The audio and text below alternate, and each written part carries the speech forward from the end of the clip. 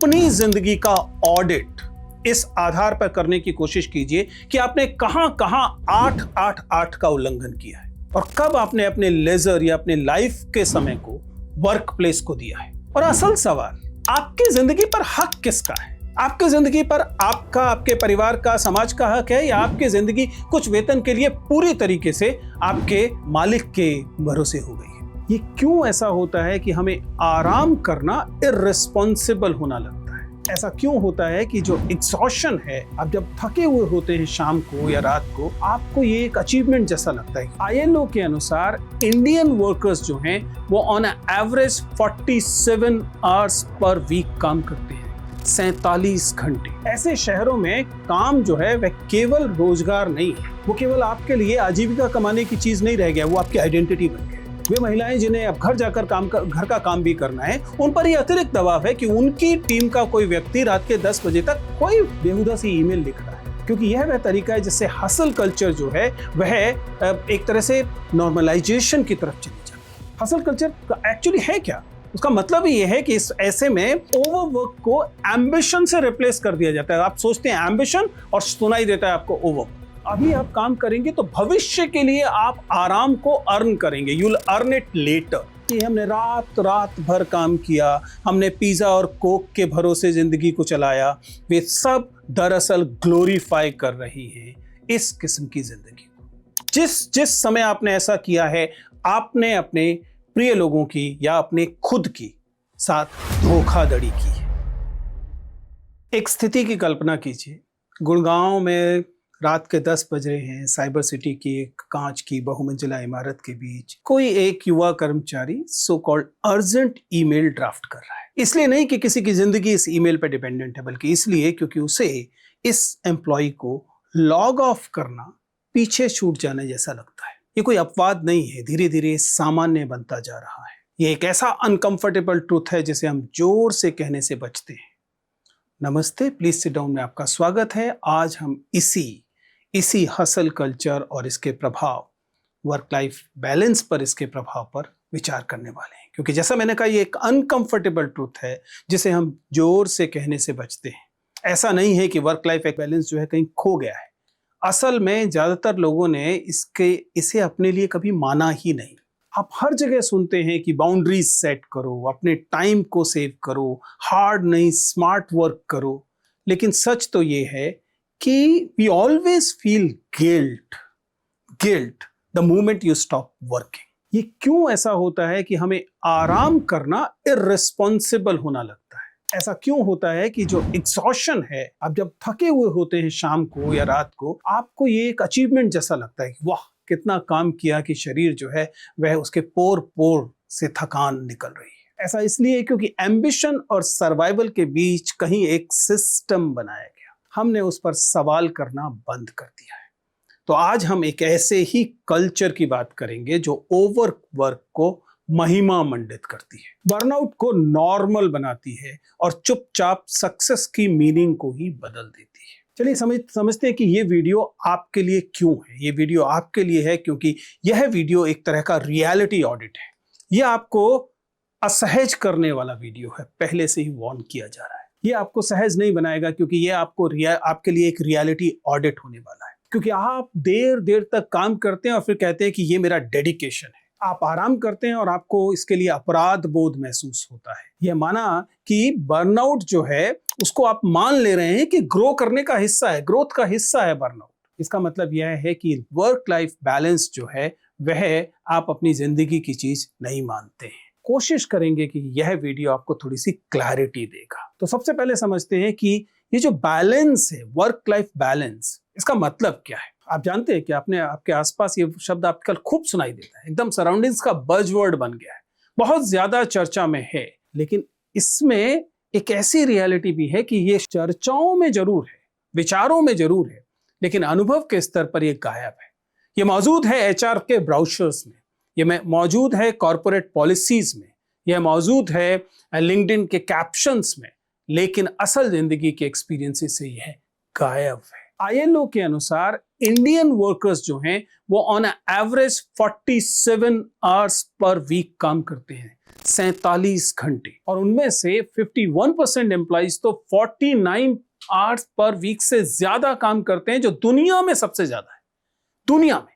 इसका मतलब है कि जो इंडियन वर्कर्स हैं उनका वर्क वीक दुनिया में लॉन्गेस्ट है।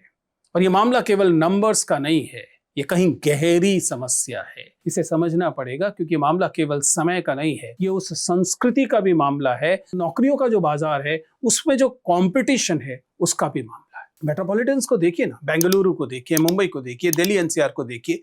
ऐसे शहरों में काम जो है वह केवल रोजगार नहीं है, वो केवल आपके लिए आजीविका कमाने की चीज नहीं रह गया, वो आपकी आइडेंटिटी बन गया, आपके लिए वैलिडेशन और सर्वाइवल का सवाल बन गया है कि आप क्या काम करते हैं, कितना काम करते हैं। And that is where a quite transformation take place. जो चीज हार्डवर्क के रूप में शुरू होती है, धीरे धीरे कांस्टेंट अवेलेबिलिटी में बदल जाती है। आपने शुरू किया था ज्यादा देर तक काम करना क्योंकि आपको लगता था ये ज्यादा मेहनत करना है, और धीरे धीरे ऑर्गेनाइजेशन ने और आपने खुद इसको कांस्टेंट अवेलेबिलिटी के रूप में बना दिया। आपने बता दिया कि आपका हमेशा अवेलेबल होना नॉर्मल है। जब आप कहते हैं वर्क एंड लाइफ, तो ये वर्क लाइफ बैलेंस में वर्क का क्या मतलब है, लाइफ का क्या मतलब है? क्या ये सबके लिए बराबर है? तमाम तरह के लोग जो अलग अलग जेंडर से हैं, अलग अलग क्लास से हैं, अलग अलग कम्युनिटी या कास्ट से हैं, उन सबके लिए वर्क और लाइफ दोनों एक ही है या अलग अलग है? जरा उन महिलाओं के बारे में सोचिए जो काम करती हैं, यानी कि वर्किंग वुमेन है, और घर पर भी काम करती हैं। तो जो काम वो घर पर करती हैं और जो काम वो वर्क प्लेस पे करती है, क्या दोनों काम है या दोनों में से एक काम है और दूसरा लाइफ है? So when you hustle, your overwork cause huge disparity to grow for people for different class, different gender and other categories. आप जब रात के 10 बजे कोई फालतू सी ईमेल को अपने वर्क प्लेस पर डाल रहे हैं, उस समय वे लोग जो अपने घर चले गए और काम कर रहे हैं, आप उन पर अतिरिक्त दबाव डाल रहे हैं। वे महिलाएं जिन्हें अब घर जाकर घर का काम भी करना है, उन पर यह अतिरिक्त दबाव है कि उनकी टीम का कोई व्यक्ति रात के 10 बजे तक कोई बेहुदा सी ईमेल लिख रहा है, क्योंकि यह वह तरीका है जिससे हसल कल्चर जो है वह एक तरह से नॉर्मलाइजेशन की तरफ चली जाती है। क्योंकि किसी ने हसल कल्चर जनरली फोर्स नहीं किया होता। सच्चाई ये है कि आप अधिकांश कॉर्पोरेट से पूछेंगे तो वो पॉलिसी में बताएंगे कि वो ओवरवर्क को प्रमोट नहीं करते, लेकिन फिर भी आप उनके केबिन्स में देखेंगे, फिर भी उनके वर्क स्टेशंस पे देखेंगे तो लोग रात तक काम कर रहे होंगे, क्योंकि ये सांस्कृतिक तौर पर, जैसे हम हसल कल्चर कहते हैं, उसकी वजह ये एक ऐसा सिस्टम है जो एग्जॉशन को रिवॉर्ड करता है। हसल कल्चर एक्चुअली है क्या? उसका मतलब ये है कि इस ऐसे में ओवरवर्क को एम्बिशन से रिप्लेस कर दिया जाता है। आप सोचते हैं एम्बिशन और सुनाई देता है आपको ओवरवर्क। ये ओवरवर्क को ग्लोरीफाई करता है, ब्रेक्स को नजरअंदाज करता है। इसका आत्मविश्वास शानदार है। इसके लिए एक सीधा सीधा मतलब है कि आपने ज्यादा घंटे दिए मतलब आपको ज्यादा सक्सेस मिलेगी। इन अदर वर्ड्स, अगर आपको ज्यादा सक्सेस चाहिए तो ज्यादा घंटे दीजिए। यही हमें ये बताता है कि नींद जैसी चीज ऑप्शनल है। यही हमें बताता है कि वीकेंड्स जो हैं वो नेगोशिएबल हैं। इस वीकेंड नहीं, अगले वीकेंड ले लेंगे। या फिर एक ऐसी चीज आराम, रेस्ट, इसके बारे में बाकायदा ये हल्ला मचाया जाता है कि अभी काम कर लीजिए, अभी आप काम करेंगे तो भविष्य के लिए आप आराम को अर्न करेंगे, you will earn it later. आराम एक ऐसी चीज नहीं है जिसे आप भविष्य में कमाएंगे, लेकिन हसल कल्चर आपको ऐसा ही कुछ वादा देती है। इस वादे के बीच एक भयानक कॉन्ट्रडिक्शन है।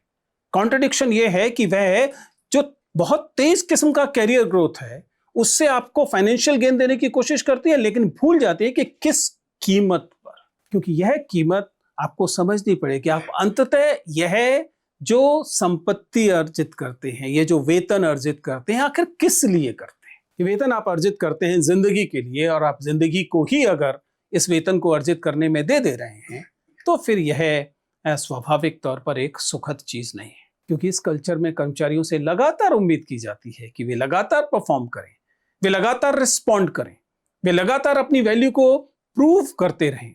ये एक तरह का साइलेंट प्रेशर सिस्टम तैयार करती है, जहां प्रोडक्टिविटी जो है वो प्रोफेशनल एक्सपेक्टेशन भर नहीं रह जाती, वो मोरल एक्सपेक्टेशन बन जाती है।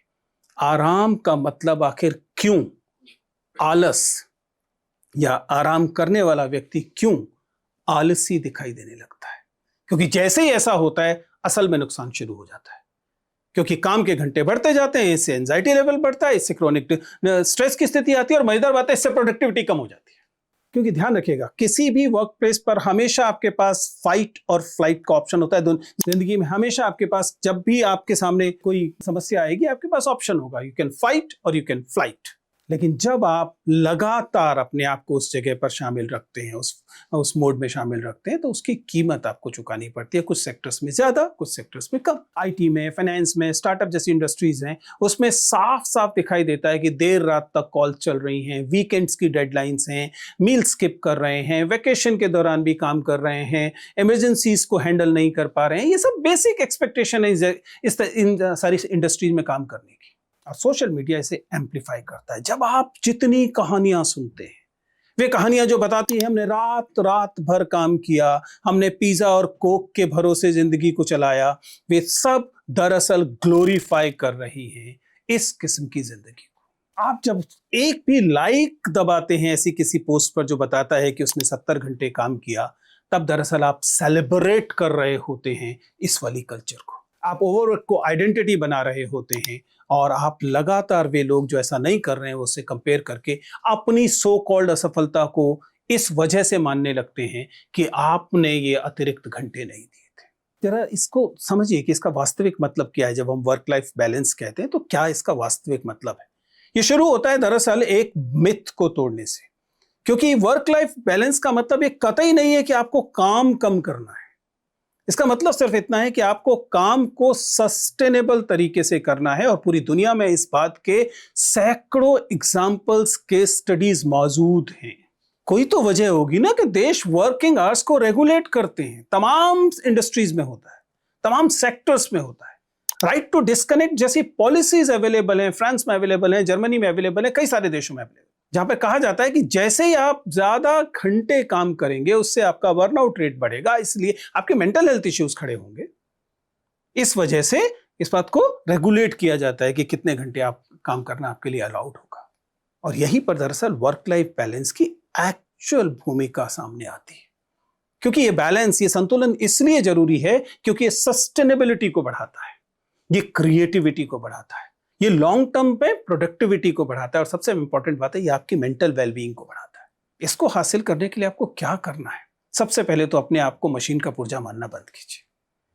आप अपने सहने की क्षमता को असीमित मानना शुरू कीजिए और रिक्लेम कीजिए इस बैलेंस को। मैं बार बार कहता रहा हूं, 8-8-8।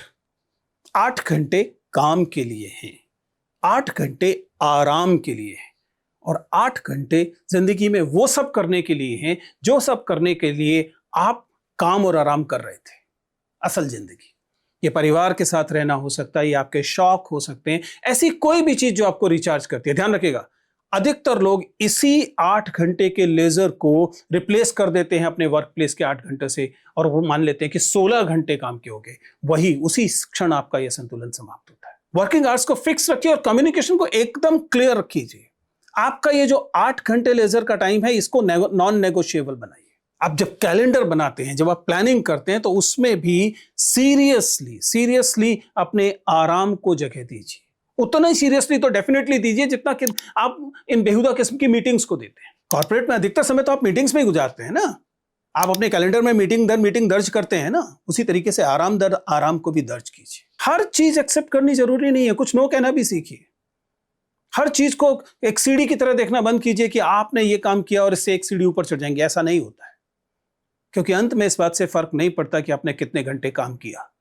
फर्क इस बात से पड़ता है कि आपने कितनी एफिशिएंट तरीके से काम किया, कितने इफेक्टिव तरीके से आपने काम किया, और फाइनली आपने क्या आउटकम हासिल की। हसल कल्चर जिसने हमें बताया कि ओवरवर्क ही एम्बिशन है, लेकिन शायद यह सिर्फ उस प्रेशर के हिसाब से ढलना भर है। एक ऐसी चीज जिस पर हमने कभी सवाल नहीं उठाया, मैं इस टाइम को और कैसे बेटर मैनेज कर सकता हूं। और असल सवाल, आपकी जिंदगी पर हक किसका है? आपकी जिंदगी पर आपका, आपके परिवार का, समाज का हक है, या आपकी जिंदगी कुछ वेतन के लिए पूरी तरीके से आपके मालिक के भरोसे हो गई है? आपने अपनी जिंदगी सौंप दी है अपने ऑर्गेनाइजेशन को। जब तक हम अपने काम के डिजाइन को नहीं बदलेंगे, तब तक बैलेंस एक आइडिया भर रहेगा जिसके पीछे हम दौड़ते रहेंगे, लेकिन वो कभी हमें मिलेगा नहीं। ध्यान रखिए, अपने काम के साथ साथ इन चीजों पर भी ध्यान दीजिए कि आपके पास एक जिंदगी है।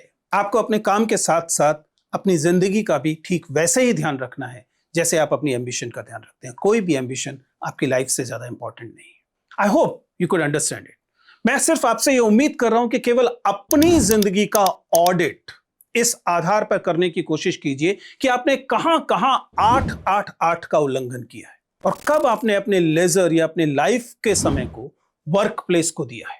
जिस जिस समय आपने ऐसा किया है, आपने अपने प्रिय लोगों की या अपने खुद की साथ धोखाधड़ी की है, आपने उनसे छीना झपटी की है, उनके हक की चीज को या अपने हक की चीज को छीन कर किसी और को सौंप दिया है। यह गुलामी की शुरुआत है। इसलिए please audit your work life balance.